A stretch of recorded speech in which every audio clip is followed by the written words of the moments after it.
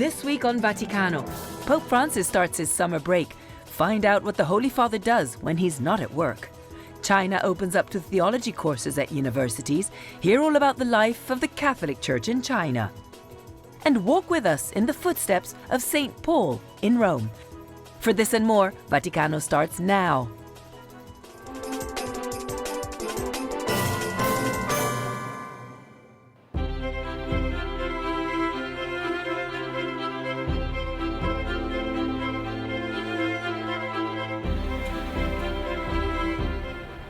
July and August are vacation months, and the Holy See is no exception to the summer rule. EWTN News nightly producer Rodney Harris tells us more about Vatican vacation mode. The Pope's vacations are not in the sense of his predecessors. Pope Francis stays here at the Vatican, but the month of July is a lighter month for the 81-year-old. He doesn't hold his Wednesday general audiences in the square behind me in July, nor his morning masses at the Chapel of Santa Marta. Residents at the Vatican, the Holy See, says Francis will celebrate Mass in private each day. They will not release his homilies, though. The weekly audience picks up again in August inside the Paul VI Hall. Morning Masses start again in September. I'm sure that the Pope is also preparing for his apostolic visit to Dublin, Ireland for the World Meeting of Families. That's at the end of August. And one thing on his schedule, the Sunday Angelus, where he greets pilgrims in St. Peter's Square and also prays the Angelus. Pope Francis stays here at the Vatican. Past popes for centuries have visited Castel Gandolfo, located southeast of the Vatican. It's been the summer residence and vacation retreat for popes, and since 2016 it's been open to the public as a museum. In 2014, Pope Francis told reporters aboard the papal plane that he hasn't taken a real vacation since 1975. But he does it his own way, like many things. He said he changes his pace, he sleeps more, he reads more, listens to music. He also said he spends more time praying.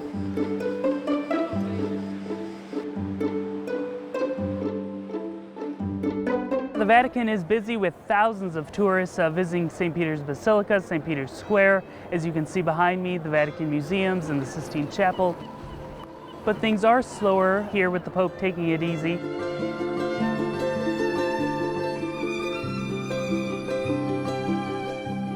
And many people leave Rome during the hot summer vacation, but there have been several events taking place in the Vatican, including the funeral for Cardinal Tagle, which took place this week.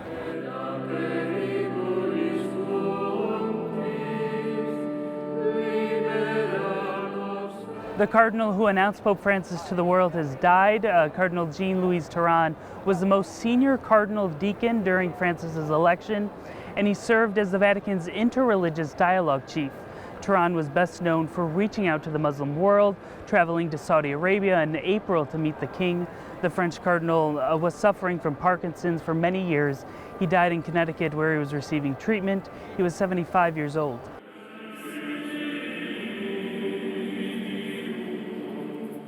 Another big event that happened this week is one that's closely connected to us at EWTN. A key figure in the life of our founders, Mother Angelica, could someday become a saint. According to Mother's biographer Raymond Arroyo, Rhoda Wise shaped her approach to spirituality. Wise died in 1948. In 2016, the Diocese of Youngstown formally opened her cause for beatification, canonization, putting her on the path to sainthood. Rhoda Wise was raised in West Virginia and was one of 8 children in a staunchly Protestant family. She first encountered Catholicism at age 16 when she underwent a surgery, and a nun gave her a medal of St. Benedict. Rhoda suffered a lot in her life, including losing a husband and an adopted daughter. She became Catholic in 1939 and said she was visited several times by both Jesus and St. Teresa Lisieux. She's also credited with the healings of many people who visited her, including Mother Angelica, founder of EWTN, then Rita Rizzo. The investigation into Rhoda Wise's life on the diocesan level wrapped up earlier this month, and on the 70th anniversary of her death, a special Mass was held in Canton, Ohio, where 2 boxes of evidence and information about why she should become a saint were officially sealed. The boxes will then go to Vatican Ambassador Archbishop Christophe Pierre in Washington, D.C., and he'll send it to the Vatican. and it's up to the Congregation for Causes of Saints to officially begin the Vatican's investigation into Rhoda Wise's life.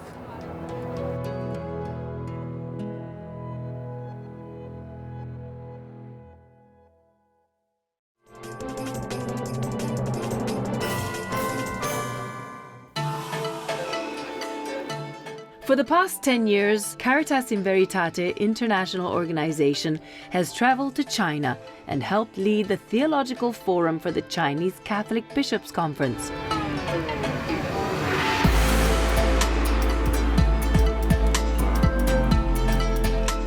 Monsignor Anthony Figueiredo, a member of this organization, took part in the 10th edition of the Theological Forum, which took place in Beijing.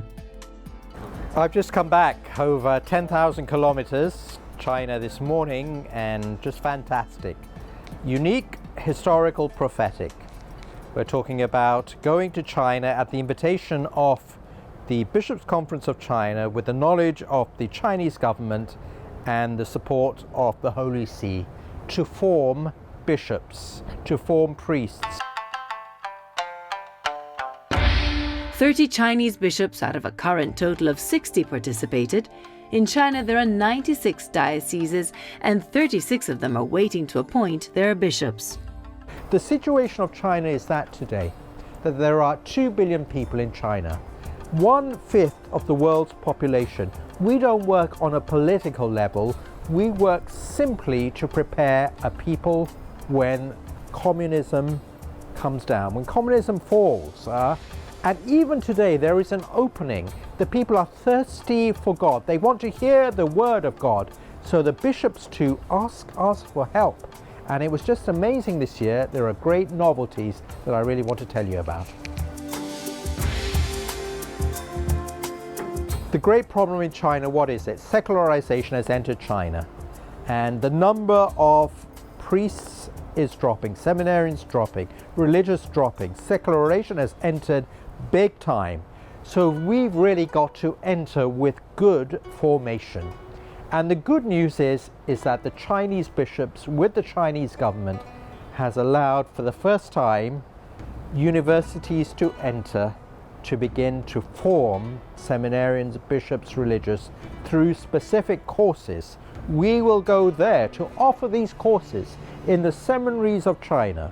We will go there to offer formation to the bishops of China. We will go there to offer formation to the religious of China. For me, it's really exciting because God is preparing a people when China really opens out. And this is what Caritas in Veritate International is doing. The organization is a confederation of Catholic institutions dedicated to bringing charity through intellectual formation. Sometimes we have a really negative view of China. We think it's completely closed. Has there been persecution? Is there persecution? Absolutely. No one denies that. In fact, the church says that the church is born from the blood of the martyrs. We cannot deny what is happening, what has happening, but we do not work on the political level. We are simply forming priests, bishops, religious to work with the people when they are without formation, when they are without God, and we are allowed to go and evangelize, then we need to do that. That's what really surprised me, the openness of the Chinese bishops to this ongoing dialogue, to this agreement with the Vatican. They really want it. They want communion with the successor of Peter. So we need to answer in the positive. Father Anthony says that this division of the Catholic Church in China prevents any further growth of the Church and even sows discord amongst the faithful themselves. The other reason the group travels to China every year is to keep in touch with the Chinese bishops, both from an underground perspective and in an official church context, to listen to their needs and to help with their requests.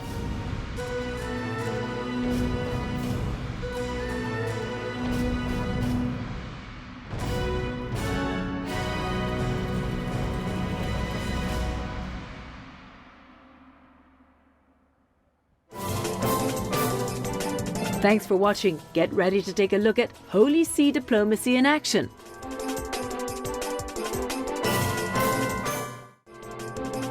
Welcome back. You're watching Vaticano. At the end of June, here at the UN Geneva, during this side event, a network of different faith-based organizations presented the Caritas Internationalis campaign Share the Journey, grounded in the belief that the fundamental human dignity of migrants and refugees is under threat due to a lack of respect for human rights. What exactly is the Share the Journey campaign? So this is, in a nutshell, is the heart of the campaign. The humanity of the migrant and the refugee, and our own humanity as we meet and we journey together.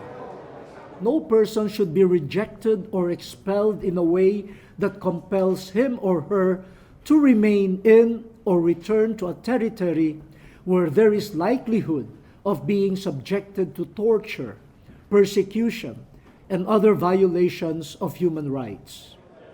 Now, when we look around in the world today, it seems that the trend is a significant increase in intolerance and abuse shown towards migrants and refugees in societies across the globe.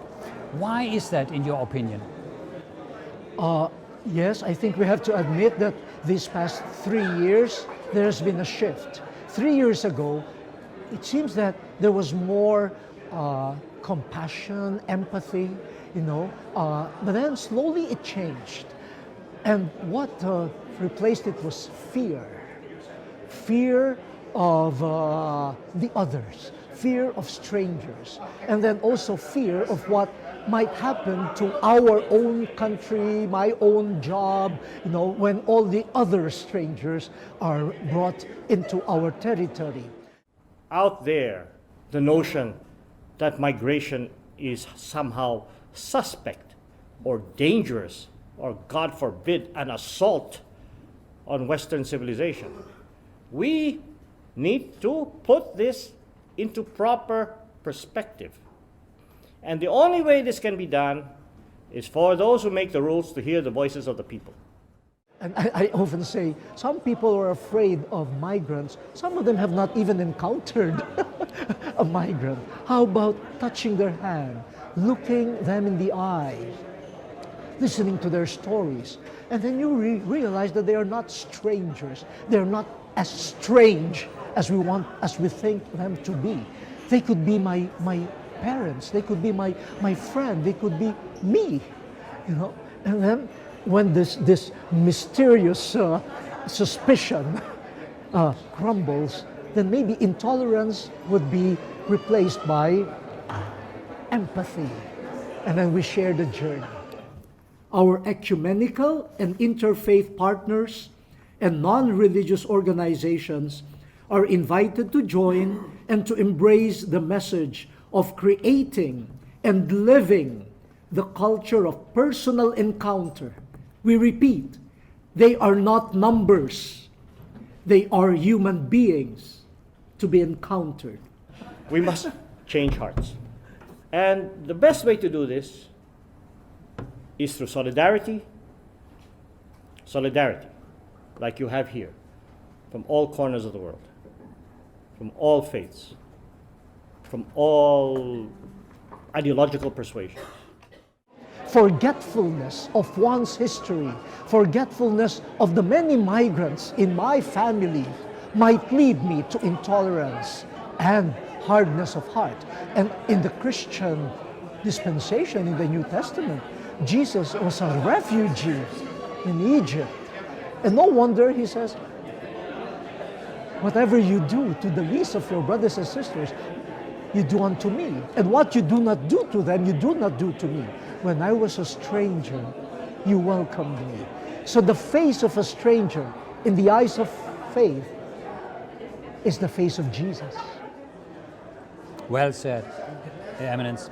So this was part one of our interview. In part two, we will talk about the difference between refugees and migrants and some of Pope Francis' remarks about the Caritas campaign, Share the Journey.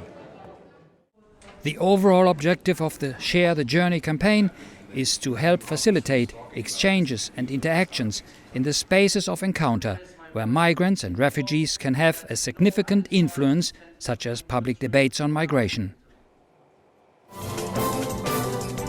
In a few moments, we'll be back with more on Vaticano.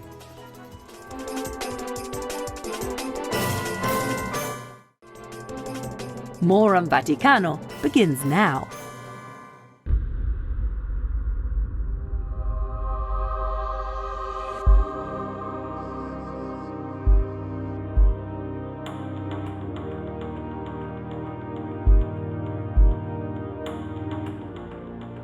My name is Monsignor Anthony Figueiredo, and I'm very excited to be able to recount for you, in the very places where St. Paul walked and lived, his 2 journeys to this city of Rome.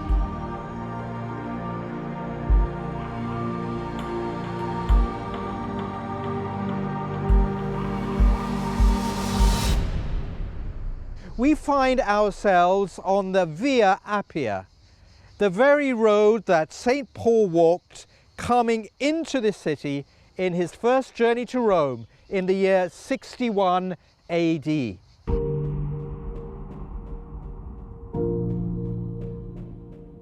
At that time, Rome was a flourishing city with a vibrant Christian community.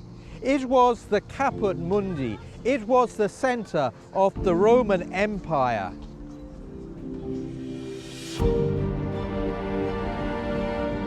It was the time of Emperor Nero.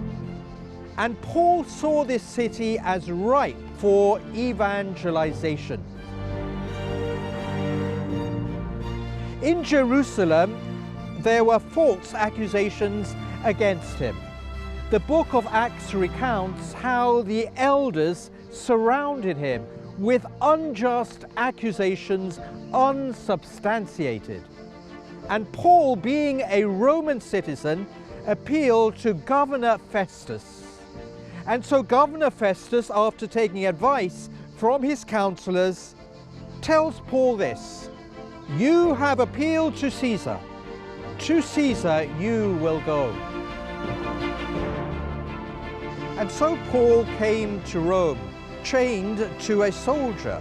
His name was Julius. Arriving into the city, the first thing Paul does is to look for a place to live and a place to work.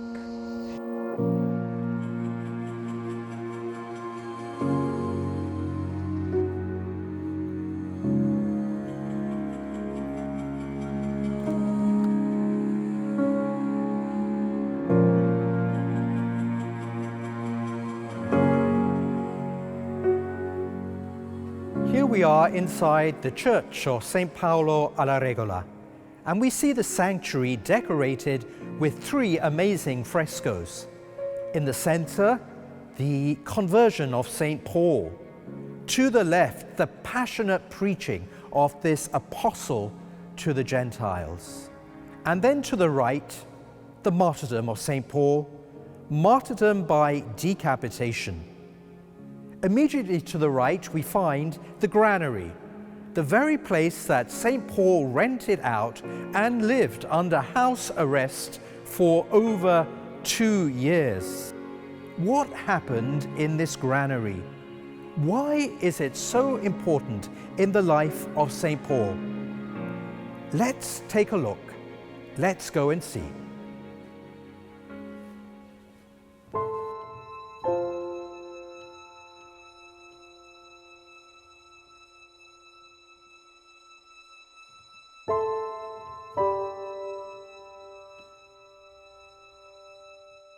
Here we are inside the very room where St. Paul spent 2 years. He met with the local community 3 days after his arrival in Rome to explain what he was doing. I am here bound in chains for the sake of him in whom the people of Israel hope. And perhaps most importantly of all, here St. Paul wrote his letters from prison to the Philippians, to Philemon, to the Ephesians, and to the Colossians. It is certain that St. Paul regarded his imprisonment as a means of spreading the gospel. Here I am bound in chains for the sake of the people of Israel, but the gospel is not chained. And so we read in the letter to the Philippians why exactly he was under house arrest. It was to spread the message and to strengthen his brothers.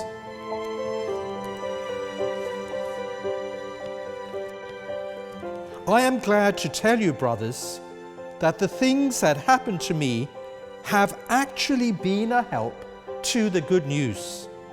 My chains in Christ have become famous, not only all over the Praetorium, but everywhere. And most of the brothers have taken courage in the Lord from these chains of mine, and are getting more and more daring in announcing the message.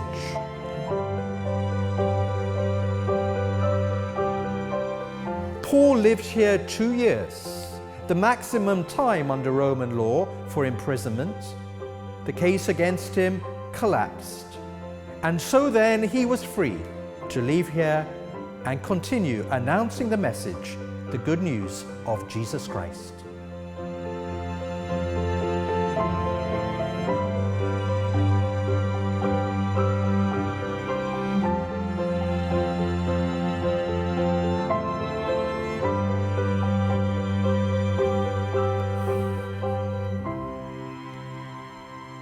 Here we are on the Aventine Hill. St. Paul came here because it was such fertile soil for the growth of early Christianity. Still in chains, Paul found a place of welcome and worship on this very hill in the home and house church of Prisca and Aquila. He refers to them very specifically in his letter to the Romans. I send greetings to Priscilla and Aquila, my fellow workers in the service of Jesus Christ. They risked their lives for me. I am grateful to them. Not only I, but all the Gentile churches as well. Greetings also to the church that meets in their house. This follows a long and growing friendship between Paul, Priscilla and Aquila. Tradition holds, as we see in this painting, that Prisca received baptism at the hands of St. Peter.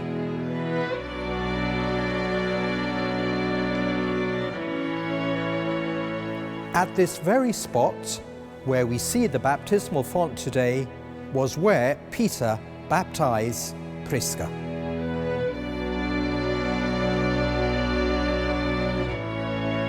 After 2 years, Paul returned to Israel. Prisca and Aquila died as martyrs, as we see in the images in this church. They lost their heads for the faith. And so this church, which contains their relics, remains to this day a memorial of a great friendship, Paul, Prisca and Aquila, in spreading the good news of Jesus Christ.